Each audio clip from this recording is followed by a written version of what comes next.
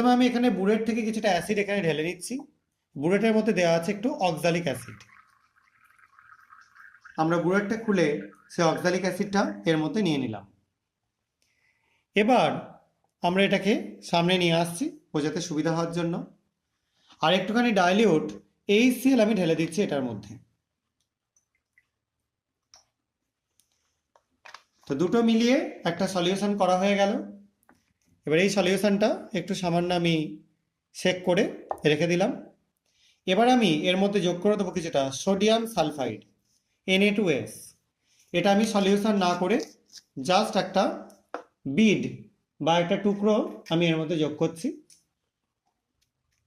আপাতত এখানে বিড পাচ্ছি না, আমি এখানে ফ্লেক্স পাচ্ছি, সেটাই আমি যোগ করে দিচ্ছি। দেখতে পাচ্ছ তোমরা, এটা একটু যোগ করলাম এবং যোগ করবার পর আমরা কিছুটা ওয়েট করব।